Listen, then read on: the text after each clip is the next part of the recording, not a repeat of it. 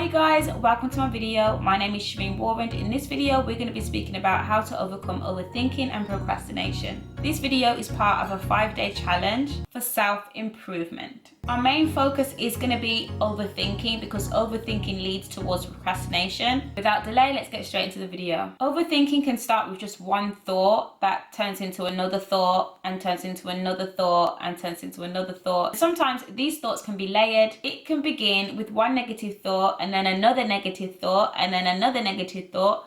Or sometimes when we realize that we're in the loop of having so many negative thoughts, we try to counteract those thoughts with a positive thought. So sometimes it can look like a negative thought, a positive thought, a negative thought, a positive thought. So either way, overthinking can sometimes lead to being in these loop situations of negative thinking habits. If we can unearth the root of where overthinking comes from, we can create new and better habits towards making concrete decisions that don't lead us to a procrastinating, anxiety-driven space. It would be unhealthy if every thought was a positive thought. Sometimes when we get into the negative, positive, overthinking loop, we can try to counteract a negative thought by thinking of a positive thought, but because we don't align with the feeling of whatever that positive thought is, or we don't believe the positive thought. So for example, you might say, I'm so stupid, and then you actually try and counteract that with, oh no, I'm not stupid, I'm amazing. But if you don't really feel like you're an amazing person, then that initial thought of I am stupid is going to have the feeling of stupidity because you don't believe that you are amazing, so you actually feel the opposite.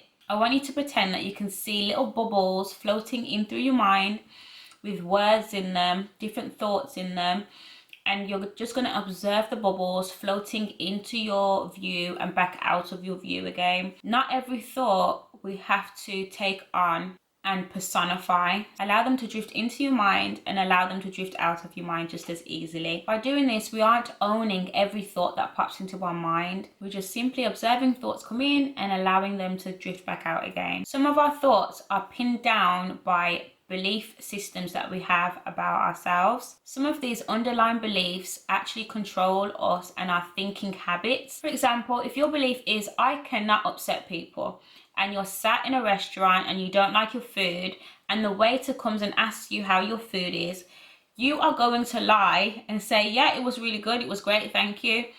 But in that time period where you're waiting for the waiter to come and collect your empty plate or somewhat unempty plate, you're going to have lots of thoughts pop into your mind that are either going to be in conflict to that belief system of I cannot upset people, or they're going to be aligned with the way you actually want to react to that plate of food and to actually complain and let the waiter know that you're unhappy with that plate of food. You're either going to choose to make yourself uncomfortable or make that waiter uncomfortable. And because your underlying belief is that you should not upset other people, you're going to upset yourself instead. This is where procrastination comes into play, because you're going to be batting backwards and forwards between different thoughts that are conflicting. Some that are aligned with how you feel in the moment, and others that are aligned with your ingrained belief systems. Procrastination comes in when we keep trying to think of different ways to get out of this situation. So your brain is going to come and overload you with lots of different thoughts that are conflicting and preconceived judgments about what that means for you as a person and your identity. Going back to the example of being sat in a restaurant, you're sat there. In your brain, you might have all these different thoughts. Some that might be, I'm going to go and speak to the waiter, or I'm going to ask the waiter to come and change this plate of food.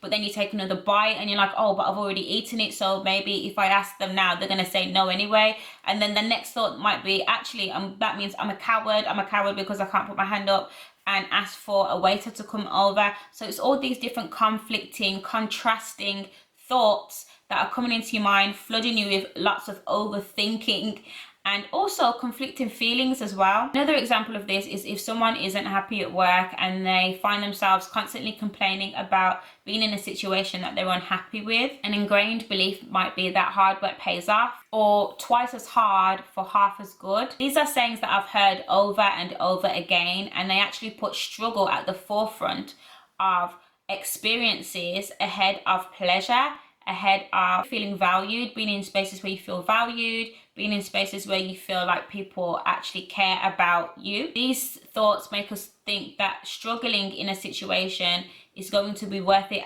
and something's going to pay off at the end of it, but that isn't always the case. These might be situations where you actually stay in jobs that discriminate against you, jobs that treat you wrong, things that can be difficult to walk away from when you've invested a lot of time and a lot of effort. Here's some things that you can start to do. Deconstruct the belief. In order to do this tip successfully, we have to become an observer of our thought patterns and our thought habits. We have to become aware of what our underlying belief systems are. And some of this is actually going to take journaling, writing down some of the negative thoughts and asking yourself, where does this thought come from? Where does this belief come from? We can then rewrite a new phrase in its place so that we're actually counteracting that negative thought with a positive thought instead. Think about the bigger picture.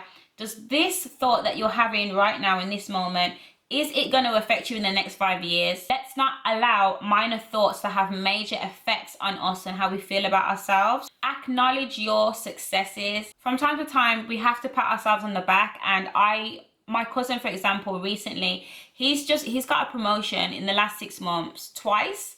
And I was talking to him and I was asking him, like, what have you done to actually celebrate your successes? Let's not just sweep these things under the rug. These are things to be celebrated. And you got to just pause sometimes and appreciate how far you've come on your own individual journey and path. To overcome procrastination, you can use a countdown system or even give yourself a deadline date for a goal. This is going to be great because it's actually going to give you something tangible to look forward to by a date, a given date. And I find this is really useful for me. So I'm writing a book at the moment, and by the end of this month, I want to have my draft finished and ready to send out. So that's my goal. And I find that having a deadline, it can give you a little bit of anxiety, but more than anything, it gives me a sense of excitement because I know that after this September, I'm not going to have this book lingering over my head again. So yeah, this is a great tip for you guys to use as well. I hope you enjoyed the video today. Thank you for watching. Please give it a thumbs up. And if you enjoyed it, share it with a friend.